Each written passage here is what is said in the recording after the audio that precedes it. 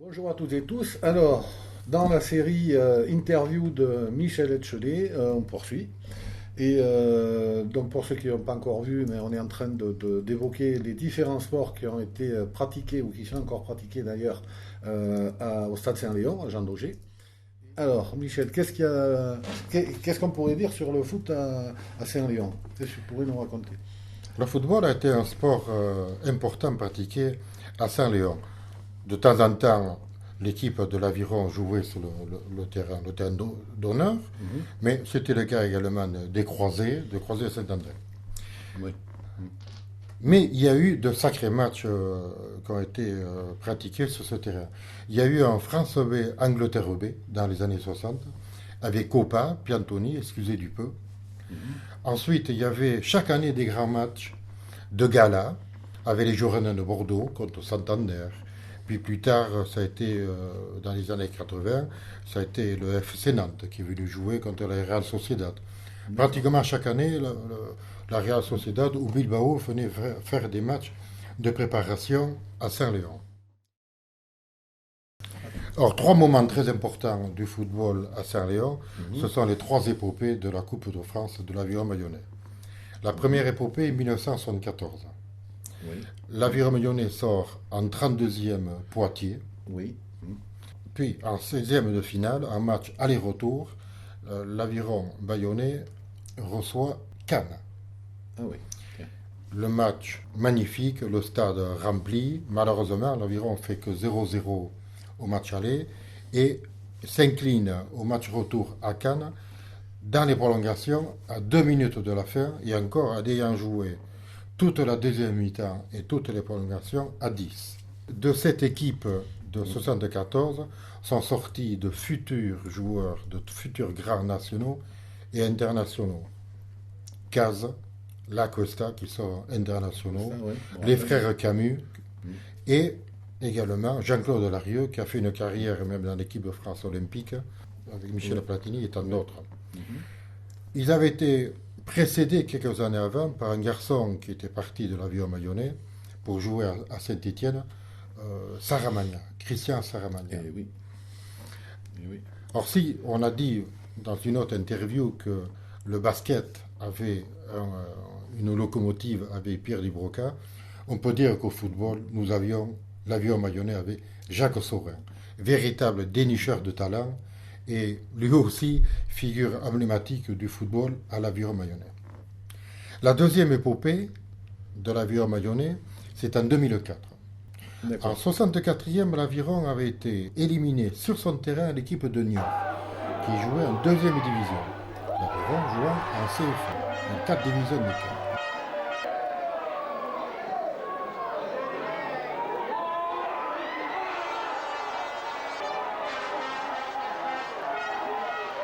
Derrière, ouais. Le tour suivant, l'Aviron reçoit Guingamp, Mhm. équipe de première division.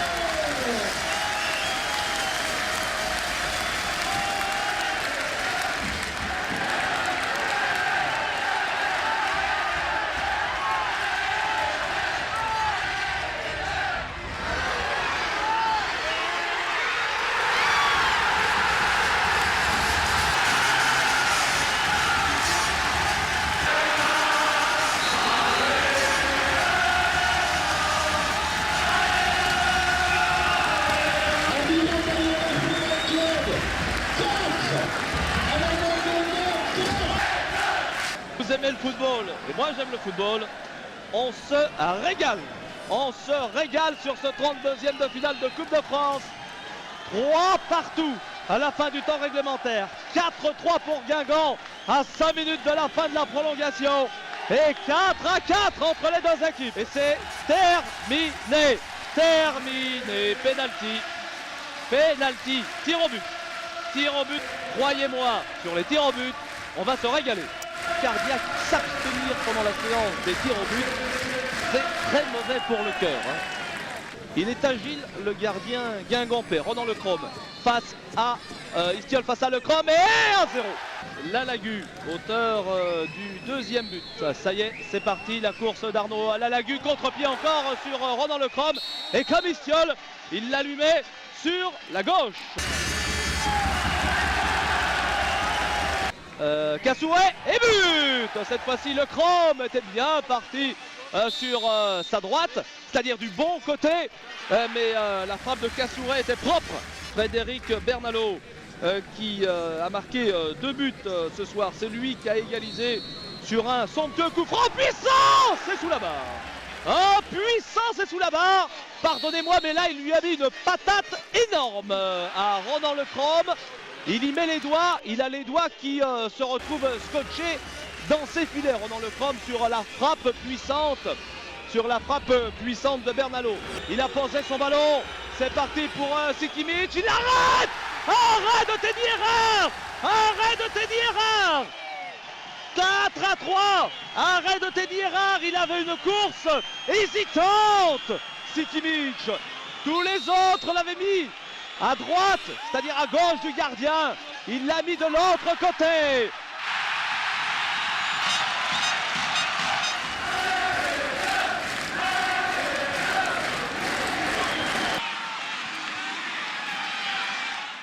Ludovic Louis, c'est parti. Et c'est dedans. L'Aviron Bayonnais est qualifié pour les 16e de finale de la Coupe de France. Ludovic Louis inscrit le dernier tir au but de la série. Bayonne est qualifié. Bayonne est en 16e de finale de la Coupe de France. Et c'est du délire à Jean Daugé.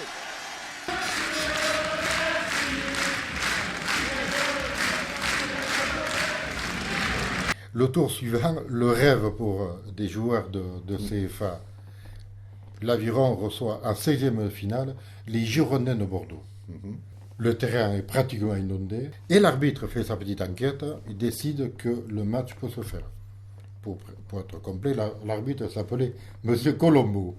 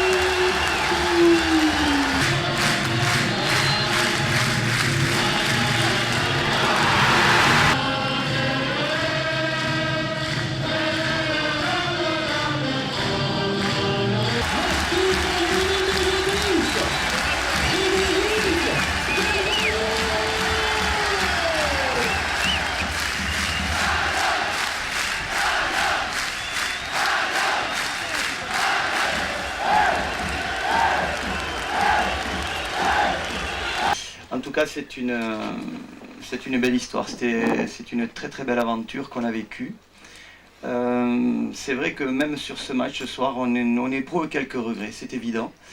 Bon, je pense que le meilleur a gagné, logiquement, je dirais, mais ce qui est important pour nous, c'est de montrer la véritable image de ce qu'on est véritablement, de ce qu'on représente et de ce qu'on a été capable de faire à ce jour. Je crois que c'est ça qui est important, l'image en sort grandie et je crois que tout simplement ce soir, eh bien, les garçons auront pris conscience à nouveau qu'ils sont capables de continuer à progresser et je pense que c'est un palier supplémentaire qu'ils ont fait. Et donc, il a fait beau aussi pour la troisième épopée, non je crois. Oui, non seulement il a fait très beau, mais ça a été également une fête énorme pour une autre raison. D'abord, l'Aviron reçoit en 16e de finale le Grand Lyon. Lyon qui est champion de France 6 fois consécutives, qui est l'Orgue, l'Aviron étant en CFA. Il y en a deux qui sont pour l'Aviron ce soir.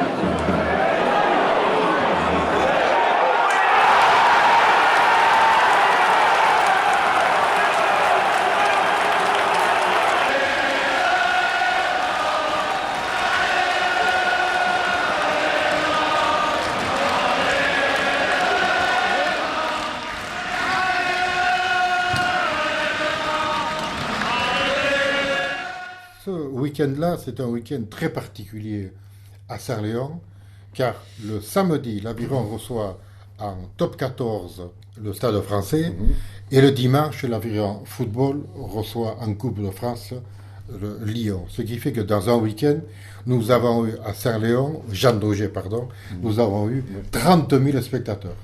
Il y a un grand bravo à l'équipe des jardiniers de la ville de Bayonne, qui, parce que le samedi, il fallait équiper le terrain, avait dit toutes les publicités pour le rugby. Et pour le dimanche après-midi, il a fallu équiper le terrain pour du football, avec toutes les publicités et les infrastructures du football. Peut-être va-t-on revoir ça bientôt, c'est jamais. Pourquoi pas, on n'attend plus que ça. Merci beaucoup Michel pour cette histoire de l'épopée du foot à Saint-Léon, Jean Daugé.